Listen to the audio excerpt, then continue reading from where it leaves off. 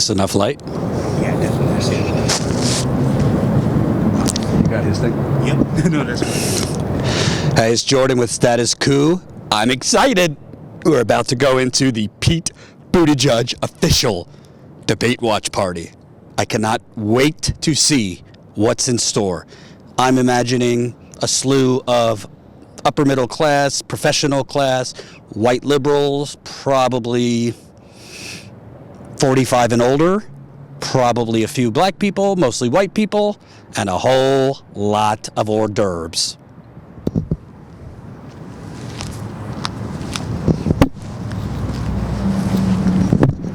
For coming. One quick thing, we are not going to let any videos be taken tonight, no photos. We want to respect people's privacy, so please follow that. If you don't, you'll be kindly asked to leave. As well, Pete really believes in everyone belonging. You guys be quiet for 1 second. We really do believe everyone belongs. So we do have people here who support Pete, and we do have people here who don't support people, who support other people. And that's totally fine, because we all belong. But we ask you that if anyone becomes disruptive, don't engage. We're above that. So, and we ask if you want to be disruptive and want to start something, please don't. We're going to ask you to kindly leave, because we want to be here and watch the debate. So thank you for respecting that. Respect each other. At the end of the day, we all want to beat Trump. So let's just keep that in mind. Thank you guys so much. Hey, Jordan Chariton on the front lines of South Bend, Indiana. Before we get to the historic river behind us, we need to tell you about, what we call it, Buttigieg basement we were just in. We went to a debate watch party at Pete Buttigieg's, I think, headquarters. South Bend headquarters there on Sycamore Street. As soon as I got in, almost like a militarized police force, a young 25-year-old girl, her uptightness could be seen just in her eyes. Immediately announced, because I told her I was the press, I identified myself, you cannot take video, you cannot take photo, we want this to be people to have privacy here, basically a safe space. So of course I said fine, and then went on to take pictures of, well, let me ask an eyewitness to the scene.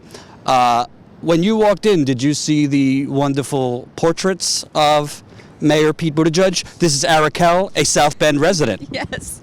Yeah, it's kind of weird because we ran another campaign out of that same office. So to see those kind of like remarkable pieces of artwork to Pete, and they looked very Jesus-like, like very angelic with the lighting behind him. It's kind of odd. I mean, hey, great. Maybe they're from students, but very chiseled, I would say his picture was. Very heroic, definitely, yes. Definitely. And I also really appreciated across the wall, the majority white crowd. I think I saw 2 black people. I would say predominantly 45 and over, would you say? Yeah. On the wall, we saw what really differentiates Pete. That's the boot edge. Boot, yeah. I think there was another boot behind the screen. So I know it sounds like, all right, we're just spoofing him and being funny, but I really want to give you a sense of what it was like in there. First of all, clearly they are refusing photos, video, press to do their job because they don't want anyone to see what's in there, because what's in there was essentially a shrine to Pete Buttigieg. I also think because there's been so much scrutiny on Pete Buttigieg in recent weeks, they don't, like Joe Biden at his event, they don't actually want his supporters to speak because they know there's not a lot of there. You're a South Bend resident. Did you get the image and the feeling there that it was very much crowd control to make sure none of his supporters could actually speak to me? You know what? If I had to guess, I'd say they didn't want the country to see how empty it was. And it was like a snooze fest. I have never been somewhere that's supposed to be a fun watch party where nobody was talking. It was just like 24 people.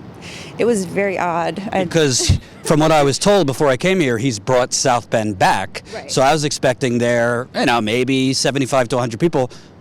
I'm guessing there was 24, would you say? Yeah, I would say 24. And, between 45 to like 80. and no youth, just a couple black folks. And, our city is made up of 40% black people. We're an integrated city, and that was not really an integrated event. And I found it super interesting, not to make this about me, but Pete had these eloquent words about press freedom. Meanwhile, his lieutenant, that young girl, came up to me twice because she saw that I was tweeting pictures, which I shouldn't have. Don't be mad, Mom. She came up to me twice because literally from all sides of me, there was people watching me from the back, from the right, from the left, and from in front of me. I said to Jamal, I don't mean to offend you, Jamal, but I know what black people deal with now. I was being watched like a hawk just because they didn't want pictures. What were they so embarrassed about in there? Yeah, it had to be the demographic of the people and the low energy, obviously. I mean, it was a really sad event. So let's talk about a little bit more in detail, and thank you for braving the cold. It's cold. Driving around South Bend. We should remind you how cold it is for the homeless. Yes. Let's talk about the homeless. Pete Buttigieg, he put out his poll-tested words. Within 30 seconds, he said Washington, because that's what the consultants tell him to say. He also said false choice, I heard, which is another one of his favorites. He's talking about how he's different. What has the corporate media ignored about what he's actually done here and not done? Yeah, he's a Republican light here. I mean, he's ignored our black communities. We've got unemployment, underemployment, homeless, that he's made worse. I mean, the violence has gone up, gunshots 40% since this time last year. We had the shooting death of Eric Logan. He's not a man who can anticipate. In 24 hours of being here, his police were caught on tape, which status coup broke, caught on tape, literally reenacting a scene from Django Unchained, where KKK members are marching to lynch Jamie Foxx's character Django and arguing amongst themselves that their hoods don't fit. It was Pete Buttigieg's police caught on tape, basically reenacting that as the KKK men. And when Status Coup reached out to his campaign, reached out to the city, reached out to South Bend Police, we're told the South Bend Police are telling people it wasn't us. Meanwhile, the arresting report is the South Bend Police. Meanwhile, the arresting officer is South Bend Police.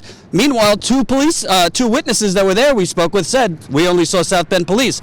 Meanwhile, somebody who lives here, who's an activist, identified, oh yeah, that's one of his sergeants that voice was on that tape. So you have his police lying and his administration. That's such an easy thing to do. Why wouldn't you respond to a reporter? We're looking into this and action will be taken once we find out about this officer who made these horrible comments. Because there's no accountability. I mean, the officer who shot Eric Logan that night without his body camera on, I mean, he had stuff in his file for being a racist. I mean, there's no accountability. It's a racist town. I mean, and those systems protect each other. You know, he's protecting that chief. He's not asked the chief. He could have simply asked the chief to resign after Eric Logan died. He chose not to. I mean, Pete does not hold people accountable that he because they're also protecting him, right? So that's how it goes here.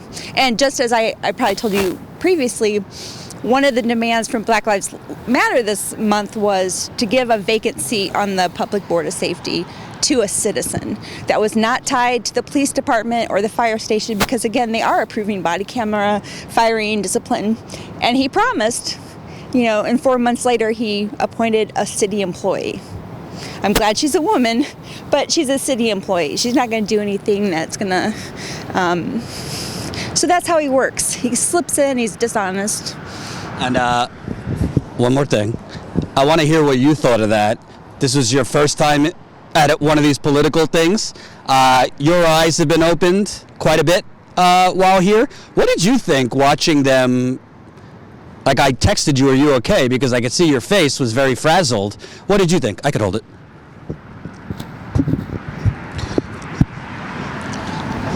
Jamal Jones here. Jamal Jones here with Status Coup. And I was at the Pete Buttigieg watch party. I thought it was complete bullshit. One, because I couldn't believe how so-called followers acted towards us, because it's like in a sort of way, the attitude that permeates through the police system is also followed by his followers. If you really think about it, like they are there to protect the status quo of this mayor who really hasn't done much, for the I would say the people that need the most help in South Bend. It was just a lot of neoliberal people who I don't think that they are in touch with what this city really needs. It felt like I was in jail. Like they were watching over us. They didn't want us to take any photos or videos, and I'm coming there as a video journalist. So it's like, whoa, I'm black and I'm a video journalist who can't do anything. It's double whammy.